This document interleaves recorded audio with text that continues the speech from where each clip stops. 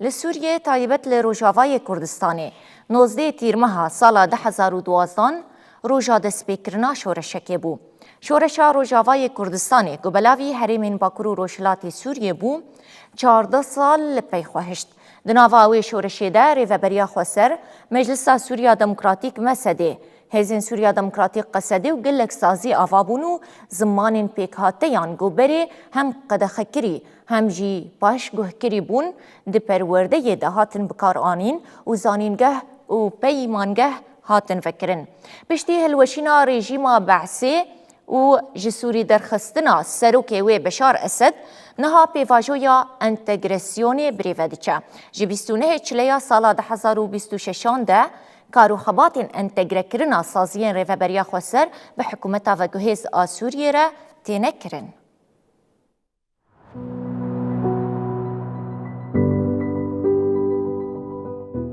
لسوریه بگشتی جبر سردمین رژیم بعثی و رژیم بریا ویجی جبر روشا جیانی سیاسی یا گریده یک پارتی و یک نتوه و پاشگوه کرنا رنگینی نتوهیان خلق بیزار بون. سال 2011 افراش لگل خلقی گهشت لوتکیه و رابونا گل سوریه دست پیکر. و دمی رژیم بشار اسد به توایی هزا خواه ول دا دنگ گل او داخوازن وان قطبکه و کرسی خوشی بپارزه. بریا 14 سالان تایبت 19 تیر ماه 2012 شورشک لروجاوای کردستانی دست پیکر. جروسکا و شورشی جی جباجار کوبانی دست پیکر و لتوایی باجار روجاوای کردستانی بلاف بو.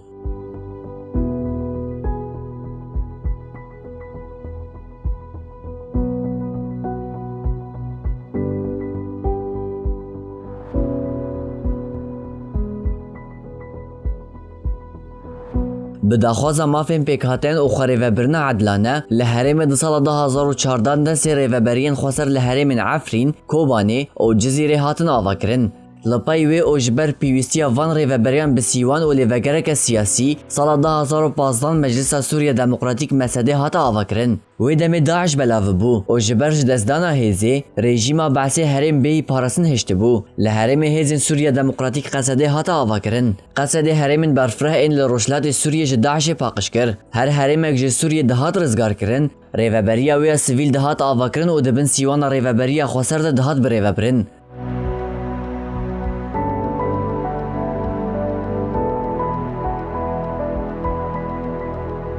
مجلس سوین و لشکریین رقا، طبقه و دیر زوریجی هاتن آوا کرن. سال 2018 جبر برفرهی قاده هرم رزگار کری. ایدی ریوبریا خسر آباکور روشلات سوریه هاتا آوا کرن. دناوان سال شورش ده زمان پیکهاتین لحرم جیان دکن بون زمان پروردهیه. زمان کردی لگل زمان عربی جی بو زمان کی فرمی و لگل ویجی زمان سوریانی جی بو فرمی. هر وها زاینگه و اکادمی جی لوان هرمان لگوری تایبتمندی وان هاتن وکرن.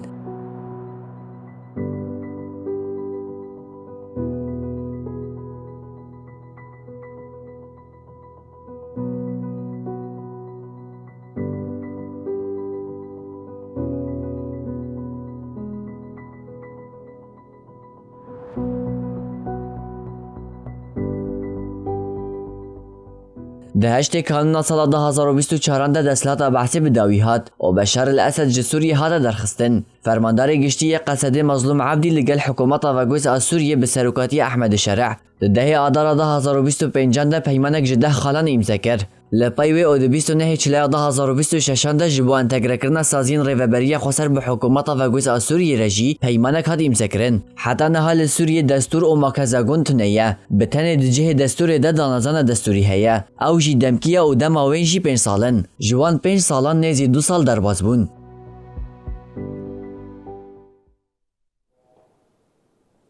جبو ام زیدتر لسر مجاری راوستن همجی امزانبن چه چالاکی ایروش جبو پیروز کرنا و سال وگریتین لدارخستن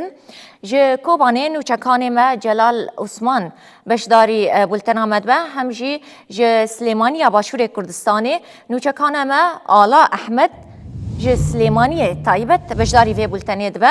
آلا و جلال هن هر دو بخیر هاتن. جلال امجگل و دست بکن شورشان و زیت کرمه چروس کاوی ج کوبانی و هر کس زانه دست بکر ایرو لگل و چه چالاکی تن دار خستن دایبت جبو پیروز کرن و وجاندنا سال وگرا و شورشه. بله امریکا اتفاقا یکم جار تیدا روزباهی 19 تیمه تیدا هات کرن اف قادی از اینها لیسه کلمه لکوبانی دو وکو دید جبو چالاکیا 19 تیمه و کوبانی ناسنمه قادا شید آزاد قادا آزادی لکوبانی نافداره دریا رژیم بحث کجی کوبانی درکبه خورتین کو داره بویاغ دکرن به شرط دزید و چنوه داره قادا بویاغ دکرن حتی که پیروزباهی ها 19 تیرمه هات دو هشیش بو سالوگر 19 تیرمه و به کوبانی ناسنمه او قادا بویاغ کرن او تایرا به حال کس کسور زر بویاغ کرن پیروزی ساعت 6 و نیوان دا استادیوم کوبانی استادیوم مرزی یا کوبانی و پیروزباهی ورن چی کرن هنرمند هر چهار پارچه کردستان توی همه ده تبلیغ بکنه ج اروپا هاتنه ج باشور کردستان هاتنه و ج حریم جزیره هاتنه و پیروزباهی 19 تیمه دفاع دا استودیوم یا کوباین دا پیروز بکن نهاشی میوانه که مه هیا او میوانه ما کو بریا 19 تیمه کو یکم جار سازی زمان کردی یا زمان کردی در باسی دبستان کوبانی دما کو رژیم د کوباین دا حاضر بود او مامستانه زمان کردی در باسی دبستان ها کرن رغمی کو مامستین رژیم ایوه دمه رخنه دکرن ندهیشتون کو او مامستانه در باس ببین کو زمان کردی بدن لی مامسته ما حول دادن در باسی دبستان هم بکن پنج مه گلانه یکم جار کو مامسته مسلم کرم بکن مامسته مسلم به مرایه مامسته مسلم کو یکم مامستین کردی یل کوبانیه و 19 تیمه دا همین 19 تیمه پیروزباهی 19 تیمه چالاکی 19 تیمه دا اوجی تیدا حاضر بیه این وقت ما چستم جبو چالاکی 19 تیمه یا جبو 19 تیمه کشکاری داری حدشی بوما گل کرد بزرگ کردن و خیبت ملت کوبانی 19 تیمه روزه کردن جبر لیدا ما استحسان يعني او كيلين هنا آزادی كيلين هنا تقدر ثبتنا كيلينا يا كم جور كرن مليون كرن البته يعني شما نزيد ما هي دري نزيد ما كان مهون للوكر في هنا مشكلتين شيكون مشكلتين عسكريين مشكلتين سياسيين وهذا انا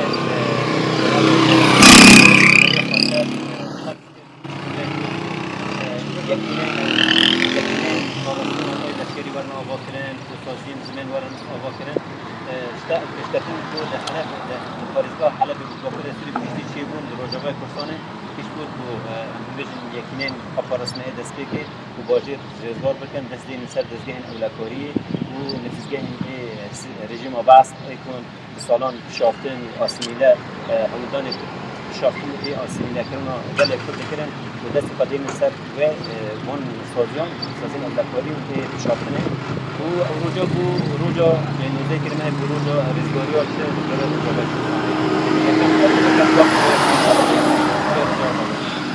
يلا بله مامسته مسلم او مجوزی یکم مامسته زمان دبستان کوبانی کرنه بریا که در باسی دبستان کوبانی بودن دما که رژیم لفر کوبانی بود دمالان دا بدزی پرورده تیپان تیپین کردی پرورده دان از دارو او مامسته مسلم و حوالی میدید بله باشه ام بری خو بدن گل هفکار خو آلا سلیمانیه آلا دما تباش بجاره کدن ایرو سالوگرا شورشا روژاوا یانو 19 تیرمه هیه به وی بانه نونرتیا ریفبریا خسر یا باشور کردستان لسلیمانیه چالاکیه که لدار دخه هون بخوشی وی چالاکیه دشوپینن او چالاکی چاوا بریفه دچه چه نقاش کرن؟ سڵاوتان لێ بێجەم کاتتان باش دیارە لە چواردەهەمین ساڵیادی شۆڕشی ڕۆژاوای کوردستان چالاکی جیاواز بەڕێوەچێت من ئێستا لە نوێنەرایەتی خۆ بەڕێوەبەری ڕۆژاوای کوردستانم لە سلێمانی لێرە هەر لە با بڵین لە بەیانیەوە تاوەکو ئێوارەکە کاتماوە پێشوازی لە میوان کراوە و ئەکرێت ینی خەڵکی تەواوی چین و توێژە جیاوازەکان هاتوونەتە ئێرە بەمبەستی پیرۆزباییکردن و ینی لەگەڵ ڕۆژ ئاوابوون لە چواردەهەمین ساڵیادی شۆڕشەکەیە من لێرە ئەمەوێت نوێنەرێک بدوێنم لێرە خاتو زەهیە سڵاو لێ بێت سڵاو لێ بێت زۆر سوپاس دەکەم وەکو نوێنەرێک لە خۆبەڕێوەبەری ڕۆژئاوای کوردستان لە سلێمانی پەیامتان لە 14هەمین ساڵیادی شۆڕشی ڕۆژئاوایە دەستپێکێدا پیرۆز بە 14مین ساڵیادی شۆڕشی ڕۆژئاوا پیرۆز بە لەگەلی کوردستانیان پیرۆز بە بڤینە شۆڕشا 19 تیرمەهێ دەبێ ئەم بخەبتن ڕۆژئاوای کوردستانی ji بۆنا تەسبیتکردنا مافی کوردان دە دەستورە سووری نه یان سووریەکە دیموقراتی بە نەناوەندی بە هەموو کەس دەبنسی بەراوێدا بخەبت. ئەوەی کە لە ئێستاە کورد لە ڕۆژئاوای کوردستان لە پاش شۆڕشەکە بەدەستی هێناوە لە ئاست ئەو داواکاری و خواستانە هەیە کە 14 ساڵ پێشێستا کورد هەی بووە و لە پێش ئەو 14 ساڵەشە براستی بەکی حرەکە کوردی ji پێنجی و هەفتادا دەست پێ کرد ئەو حرەکە کوردی بنەهێنی کار و خەباتی خۆ دەکرد لێ دەستپێکە 2011 حیا ئێستا و دامەزراندنا ڕێڤەبەریە خۆسەر 2014دا شۆڕشەکە گوهرتن و vەگوهرتنێ بنگەهی لە سووریە هاتە ئاواکردن یعنی چش ئالیە جواکی دەژی چش ئالیە ژنێ دەژی چش ئالیە زمانی کوردی گۆ زمانێکی دەهات قەدەخەکردن بە ساڵان ما بنەهێنی منداڵی خۆ فێر دەکردن ئانەکە لە سەرەتایی حیا زانکۆ ئەو منداڵی ما بسەر بلندی زمانی خۆی دایە پەروەردە دەبن طبعا شۆڕشە ڕۆژئاوا گوهرتنێک خۆرئانی لە نەگۆل دەڤەرە خۆتەنی لە دەڤەرە سەرانسەری سووریە ژانی و ببوو نمونەکە گرنگ ڕۆژهەلاتە ناویندا چەند وایە حکوومەتی سووریا ئەو داخوازیانەی کە هەم کورد هەم گەلانی دیکەی سووریا هەیەە با بڵێن جێبەجێ بکات بڕاستی وەکە پەیمانە ناوبەرە ڕێبەبەریە خۆسەر و کاک مەزلوم ئیمزە کرد و حکوومەتە شەرادا ئەو پەیمانە گەلێک خاڵێوێ هەنە خاڵێوین گرنگەژی هەگەر ئەو خاڵانە هات و برێڤە چوو و هات جیوجیکردن دەبێ هەموو گەل هەموو پێکاتی مافێخوا و یەکژی سەرەکی مافێ کوردانە ئێستا ئینتەگراسیۆن دەبە لێ ئینتەگراسیۆنێک تۆزێکی خاوە لێ دیساژی ئێمە بەرخۆدانەمە بەردەوامێ ji بۆنا چەپساندنیا مافی کوردە لێرە با بەسێک لە ژنیش بکەین ژن بێگومان ڕۆڵێکی گرنگی هەیە لە ناو کورد هەم بۆ شۆڕشەکەی ڕۆژئاواش لە ماوەی شۆڕشەکە ڕۆڵی چی بووە لە ئێستاشا ژن لە ڕۆژئاوای کوردستان تا چەند با بڵێن پێویستە ئەو سربەخۆیی بپارێزێت براستی ژیابە لە ڕۆژاوای کوردستانی لە پێش 2011دا یعنی ژن یعنی لەسەر تلیان دەهاتن ژمارتن ئەو ژنێ گۆکاری بوون بخەبتیانە هەم ڕەوشە تعلیمیدا و ڕەوشە ئیداریدا لێ پشتی شۆڕشە ڕۆژئاوا و پشتی ڕێڤەبەریە خۆسەر هاتە دامەزراندن ژن نیوانە یعنی تەوازن لەگەل پەیا و گەلێک سازیینش هەبوون ژن زیاتر بوو لە ئەو پەیاوانە ژن ئیدارەتێدا و ڕێڤەبەرێنێدا بڕاستیی گەلێکی زیرەکە یعنی هەژن تاریخیان چاوەک توکانی بوو ماڵە خۆدا منداڵی خۆ برێ ببە کانی بوو ئەو ڕێڤەبەریاشی برێ ببە سپاس بۆ تۆ سپاس بۆم دەفەت ئەمە دیمەنەکانن دیارە لەبەرەوەی ئێستا نیوەڕۆیەوە کاتی نان خواردنە بۆیە میوانی کەمیلەیە ئەگەر نا ئێمە لە بەیانیۆ لێرەین ینی هەموو چین و توێژەکان و خەڵکێکی زۆر ڕووی کردوتە ئێرە جا من ئەمەوێت لێرە ئەگەر هاوکارم لەگەڵم بێت یەکێک لەو کەسانە بدوێنم کە سەردانی ئێرەی کردووە بەڕێز هۆزان ئەفرینی کاک هۆزان سڵاو لێ بێم کاتت باش زۆر سپاس مەمنون سپاس دەکەم پەیامت لە 14هەمین ساڵیادی شۆڕشی ڕۆژئاوای کوردستان براستی شورشی ڕۆژاوای کوردستان شورشێک بوو کە لە سەردەمێکی میلەتی کورد لە ڕۆژاوای کوردستان پێویستی بەم هەنگاوە هەبوو و ئەمەژی بە خوێنی شەهیدان کە بڕاستی ئەتوانین ڕۆڵێکی باش ببینن و لە عەفرین بوو دێرک و هەموو نەوچەکانی دیکە و کۆبانی و بەرخودانی کۆبانیش ئەوە نمونەیەکی گەورە بوو هەموو گەلی کورد و کوردستان و بوو جیهانیش بە هەمان شێوە و ڕۆڵی ژنی کورد زۆر بەرز بوو بڕاستی ژنی کوردجی ئەتوانی ڕۆڵێکی ببینێت کە نمونەی هەموو جیهان بێ بوو ئیرادەی ئازادی ژن. بۆیە ئێمە ئەم شورشە بە شورشێکی گەورەی کورد دەزانن لەبەرەوەی ژنی کورد سەرپەرشتی کرد و ڤینی ئازاد گەلی کورد لە ڕۆژاوای کوردستان جارێکی دیکە ژیانەوەی خەڵکی کوردستان لە هەر چۆر پارچەی کوردستان نیشانێکی جیهانی کرد کە کورد خاوەنی دۆزێکی ڕەوایە و ئەتوانێت داوای مافی خۆی بکات. بۆیە من پێم وایە ئەم ڕۆژە ڕۆژێکی پیرۆزە و پیرۆزەکەم. بەڕستان ئەفرینیش لە ئێستا ئەتوانین بڵێن وەکو کەرکووک و خانەقین ئەمانە ناوچەی دابڕێنراوە لە کوردستان. یەکێتی کورد تا چەند گرنگە بۆ هەم پاراستنی ئەو قوارەیە کە هەیە ئەو با بڵێن سەربەخۆیەشی کە لە ڕۆژئاوا هەیە لەگەڵیشیا بۆ گێڕانەوەی ئەو ناوچانێکە لە دەستی کوردان نین لە ئێستەیە. بڕاستی یەکیتی کورد گرینگە بوو عفرین و بوو دێرێک و بوو هەموو نەوچەکان بوو سەرێکانی بوو کۆبانێ بوو هەموو نەوچەکان یانی ڕۆژاوای کوردستان بە یەکیتی نەتەوی پێشەکەوێت و پارێزێت و عفرین ئێستا خەڵکی عفرین نەگەڕنەوە بۆ عفرین ئێستا عفرین لە ساڵ 85 خەڵکی عفرین گەڕانەوە بوو جێگەی خۆیان بەڵام بوو ئەوەی کە ئێمە سیمەتی کوردایەتی لە عفرین بپارێزن